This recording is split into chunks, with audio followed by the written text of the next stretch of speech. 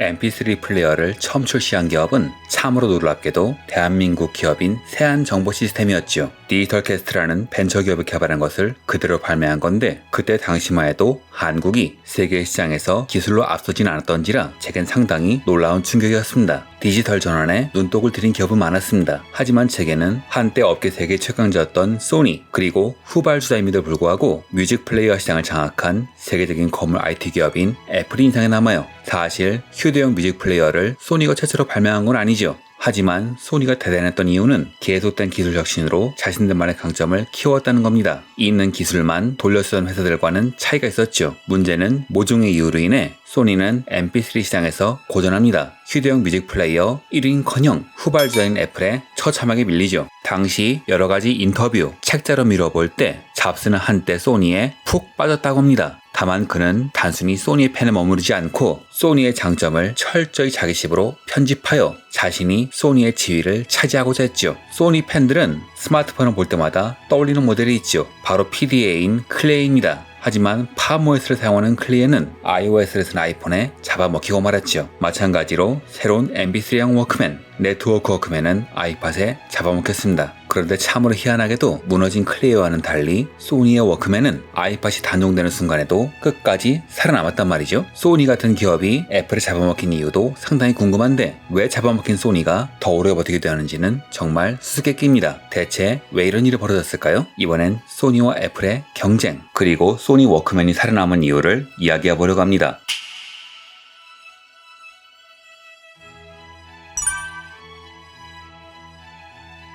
일단 소니의 네트워크 워크맨, 이후엔 편의상 소니 MP3라고 하죠. 소니 MP3는 99년에 첫 모델이 나온 이후 꾸준히 출시되고 있지만 사실 저는 소니 MP3는 은근슬쩍 세대 교체가 되었다고 봅니다. 이름이야 네트워크 워크맨이지만 그 내용물은 개념 자체가 다르다고 보고 있어요. 사실 소니가 이러는 건 처음이 아닙니다. 소니의 오리지널 독자 규격 압축 포맷 아트랙이 바로 이런 제품이죠. 이름만 보면 계속 발전한 것 같지만 사실 내용물은 완전히 별개이며 압축 방식 그리고 결과물의 음질도 다르기 때문에 서로 호환이 되지 않았습니다. 소니 MP3도 이런 성질이 있지요. 우선 MD를 계승한 제품이 있고 소니 스테이지를 사용하는 아트랙 재생기 MP3를 드래그 앤 드롭할 수 있는 일반적인 MP3 그리고 지금 소니의 오디오 사업을 견인하는 DAC 고음질 디지털 오디오 플레이어로 나뉩니다. 이런 발전 형태는 소니, 나아가 경쟁상인 애플을 이해하는데 중요한 키워드가 되지요. 소니 최초의 MP3인 NW-MS7은 1999년 12월에 발매되었습니다. CD 플레이어가 디스크맨, MD가 MD 워크맨이었다면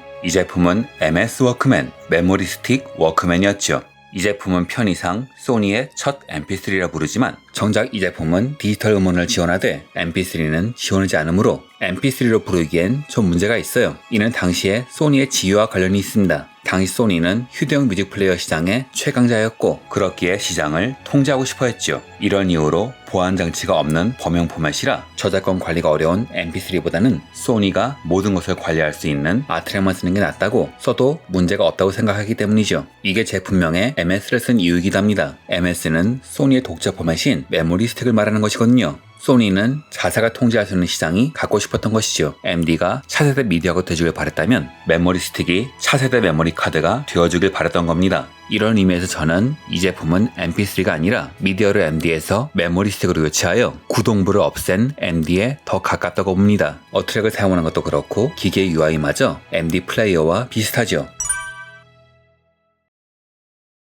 저는 당시 소니는 고정이 잘 나는 구동부를 없애는 것 그리고 마진율이 높은 상품을 꼭 개발해야 했다고 봅니다. 왜냐하면 당시 상황 때문이죠. 1980년대 소니는 압도적인 신용을 바탕으로 거대 콘텐츠 회사를 연이어 인수합병하죠. 세계 3대 음반 라이벌인 CBS 레코드 그리고 영화사인 트라이스타, 컬럼비아 픽처스인데요. 문제는 1990년대 거품 경제가 붕괴하면서 은행들이 신용이고 뭐고 상관없다면서 빠른 채무 상환을 요구한 것이죠. 문제는 당시 인수한 콘텐츠 회사는 휴대용 뮤직 플레이어와 TV에서 잘 나가는 소니에겐 꼭 필요했지만 이 회사들은 인수 당시 재정 상황이 상당히 안 좋았던지라 결과를 뽑아내기 위해선 우선 많은 돈을 투자할 필요가 있었지요. 이런 상황에서 은행이 대출금 상환을 요구한 겁니다. 그래서 당시 소니의 매출이 약 6조 5천억 원인데 유이자 부채만 무려 3조 9천억 원인 상황에서 새로 투자까지 해야 하는 상황이 벌어집니다. 그래서 당시 소니는 각 계열사를 독립채산제로 움직이게 하는데요. 독립채산제란 기업이 활동 단위마다 책임을 명확하게 하도록 사업을 독립시킨 후 결산, 실행하게 하는 겁니다. 쉽게 말하자면 너희가 돈은 알아서 구하라는 소리인지라 당시 소니의 계열사는 일부 잘 나가는 회사를 제외하고 자금 압박에 크게 시달립니다. 그래서 당시 여러 회사는 R&D 비용을 크게 줄이는데요. 그 바람에 90년대 초중반에 나온 소니 기기들은 소위 소니 타이머, 조금만 쓰면 구동부가 망가지는 기기들이 속출하게 되죠. 워크맨도 그랬지만 사실 더 큰 문제는 비디오 기기였습니다. LD 플레이어, VHS가 잘 망가지기로 악명이 높았죠. 워크맨과 앤디도 예외가 아니었습니다. 그래서 소니 제품은 기술 면에선 최고 성능이지만 잔고장이 잘 나는 개복지 같은 제품이란 오명을 얻게 된 것이죠. 이런 상황이니 MS7이 구동부를 없앤 앤디가 된 것은 지극히 자연스러운 흐름일지도 모릅니다. 하지만 이 제품은 전혀 매력적인 제품이 아니었죠.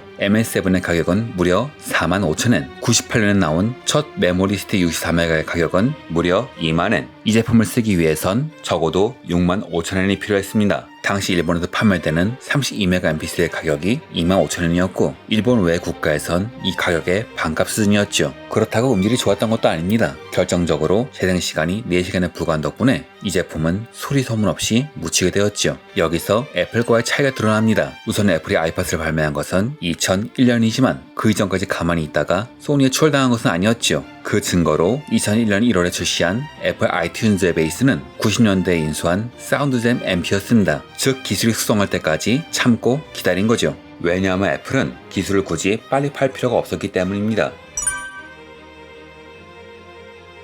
어떻게든 트렌드를 빨리 선점하고 싶은 소니, 그리고 성숙한 기술을 수집하여 생태계를 만드는 애플. 여기서 두 회사의 차이가 드러납니다. 소니가 자신들의 생태계에서 사람들이 갇혀 살길 원했다면 애플도 마찬가지로 자신의 생태계에서 갇혀 살길 원했어요. 하지만 이를 위한 방향이 달랐지요. 기술로 성장한 소니는 뛰어난 기술과 기능으로 사람들에게 어필했지만 여러 기술과 아이디어를 편집, 조합하는 것을 잘하는 애플은 그런 아이디어를 모아서 생태계를 만드는 걸 잘했습니다. 2001년에 나온 아이팟이 바로 그런 제품이었어요. MP3라는 제품은 이외로 보급 속도가 느렸습니다. 메모리 용량이 적어서 몇 곡 넣을 수가 없었거든요. 그래서 애플은 아예 이 문제를 회피해버립니다. 5기가의 하드디스크를 넣어버린 것이죠. 1.8인치라고 해도 명색이 하드니 크기가 제법 큰데다 두껍기까지 했는데 덕분에 배터리도 큰 것이 들어가서 재생 시간은 약 10시간. 덕분에 기존 플레이어가 갖고 있던 단점을 단번에 해결해버렸죠. 저는 아이팟 클래식 1세대는 못 들어봤지만 아이팟 클래식이 음질이 특별한 기기는 아니었다고 생각해요. 단지 사람들이 가려운 부분을 잘 긁어준 기기라 생각합니다. 애플에게 중요한 것은 최고로 좋은 기술을 쓰는 것이 아니라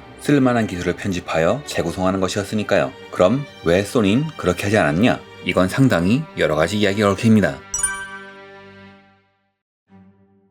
앞서 말했듯 소니는 여러가지 콘텐츠 회사를 매입했습니다. 사실 전 선택은 옳았다고 생각해요. 그들이 파는 것은 TV인 트리니트론 그리고 휴대용 뮤직 플레이어인 워크맨이었으니까요. 기기를 판 다음에는 기기에서 즐길 수 있는 상품을 파는 게 정답이죠. 문제는 앞서 말했듯 거품 경제 붕괴로 인해 박자가 틀어져 버렸다는 겁니다. 소니가 만든 훌륭한 자원들은 서로를 돕고 응원하긴커녕 독립채산제라는 제도와에 서로 경쟁하기 시작했고 그들은 살아남기 위해서 비용을 최대한 줄이는 한편 어떻게든 시장에 성과를 내보여야 했죠. 그리고 이런 현황이 소니에게 최악의 형태로 나타납니다. 소니가 최초의 MP3인 MS7을 발표한 것은 1997년 컴덱스였습니다. 당시 관계자들의 시선은 일제 여기에 몰렸죠. 워크맨으로 세계를 제압한 소니, 자체적인 뮤직 콘텐츠를 가진 소니의 첫 디지털 신제품이니 당연한 것 아닐까요? 하지만 결과물이 나오자 소니 내부는 물론 외부에도 술렁임이 일었습니다. 소니는 최초의 MP3인 MS7을 발표합니다. 그리고 최초의 MP3인 MC P10을 발표하죠. 즉 소니 최초의 MP3가 두 개 발표되는 말도 안 되는 상황이 벌어진 겁니다. 소니 오디오 사업부는 네트워크 워크맨을 98년에 발표하고 앞서 말했듯 MS 워크맨이란 이름을 붙이죠. 그리고 소니 PC 사업부는 바이오 뮤직 클립을 98년에 발표하고 이름을 MC P10, 즉 자신들만의 MP3를 낸 겁니다. 첫 제품으로 디지털 음원 시장에 선전포고하는 판에 우리는 서로 싸우고 있음을 세상에 선포한 셈이죠. 앞서 말했듯 소니는 1994년 독립채산제를 시행합니다. 이유는 다음 세 가지였죠. 첫째, 각각 독립된 권한을 바탕으로 자신만의 경쟁력을 키워나가는 것. 둘째, 사업부 간 경쟁의식을 높이고 유연성을 강화하는 것. 셋째, 자금 압박으로 인한 부담을 각자 도생으로 해결하길 바랬던 겁니다. 저는 마지막이 본심이라고 봐요. 소니에는 소위 사일로 문화가 있었습니다. 이는 사일로에 자신을 가두고 남이 자신을 보지 못하게 하면 물론 자신도 다른 사람을 볼 수 없는 상황을 빗대는 것이죠. 독립자산제를 활용한 여러 혁신은 1995년에 회장이 된 이데이 노부유키의 탁월한 지휘하에 소니 성장에 미끄럼도 되지만 사업부들이 자신의 이익만 추구하고 서로 간의 기술 공유를 꺼리는 상황도 만들어내지요. 훗날 스티브 잡스는 말합니다. 독립자산제 때문에 소니는 애플이 되지 못했다고 말이죠. 사업 부문 간 제휴는커녕 똑같은 컨셉의 제품을 같은 장소에 내놓고 서로 경쟁시키는 회사가 대체 어디 있나요? 이런 소니의 구조는 이후 여러 잡음을 낳습니다. 가장 유명한 것이 1994년 갓 플레이스테이션을 출시한 소니뮤직의 자회사인 소니 컴퓨터 엔터테인먼트였죠. 플레이스테이션은 세이브를 하기 위해서 1메가 용량의 메모리 카드를 쓰는데요. 원래 의도는 별도의 제품을 개발하는 것이 아니라 기존의 메모리 스틱을 쓰는 것이었어요. 즉 게임의 세이브를 메모리 스틱에 하려고 했던 것이죠. 어쩌면 구타라기 캔 사장의 성향상 다운로드 판매도 했을지도 모릅니다. 하지만 PC 사업부는 오디오 사업부는 지원해줬지만 플레이스테이션은 무너질 거라 생각하고 적극적으로 지원해주지 않았어요. 그래서 독자 규격을 쓴 거죠. 참고로 이후 플레이스테이션이 전세계 1위를 하고 플레이스테이션 2가 개발될 때 PC 사업부는 메모리 스틱을 제공하기 위해 온갖 형태의 로비를 했지만 이번엔 강력한 권한을 얻은 구타라기 사장이 격렬히 반대했다고 합니다. 당연하죠. 소니와 애플의 운명이 갈린 이유는 잘못된 선택 때문입니다. 다만 그게 꼭 100% 소니 문제는 아니었어요. 거품 경제가 붕괴할 줄 누가 알았겠어요? 독립재산제는 살아남기 위한 선택이었을 겁니다. 하지만 이후 디지털로 산업이 변하면서 기업은 살아남기 위해 자원을 융합하지요. 애플을 벤치마킹하던 삼성이 MP3 관련 자회사를 분사시켰다가 이후 다시 인수합병한 것도 이런 상황을 캐치했기 때문일 거예요. 하지만 소니는 그걸 못했지요. 예전엔 음악과 뮤직 플레이어는 별도의 사업이었죠. 하지만 이후 디지털 음원의 시대가 되면서 구매한 디지털 음원을 PC에서 관리하고 이를 뮤직 플레이에 전송하는 통합이 이루어지게 됩니다. 이게 소니가 소니 뮤직을 설립한 이유일 텐데 소니 PC 사업부가 MP3를 만든 이유일 텐데 완전 독립재산제 별개의 회사, 완전 독립권한의 별개 회사로 나누니 같은 날 같은 컨셉이지만 모양은 다른 MP3를 동시에 발표하는 것은 물론 훗날 실제로 출시해버린 겁니다. 더 어이가 없는 것은 과거의 누구보다 음악을 편하게 듣기 위한 환경을 만들며 세계를 제패했던 회사가 바로 워크맨의 소니였다는 거지요. 그들은 어느새 자신들의 장점을 잃어버리고 서로 간의 기술을 과시하며 서로 간의 발목을 잡는 존재가 된 겁니다. 그냥 서로 돕기만 하면 난관을 탈출할 수 있는데 말이죠. 이런 면에서 소니 MP3는 출발부터 근본적인 문제를 안고 있던 겁니다. 이후의 얘기는 분량상 다음 편으로 이어집니다. 시청해주셔서 감사하며 다음 편도 잘 부탁드립니다.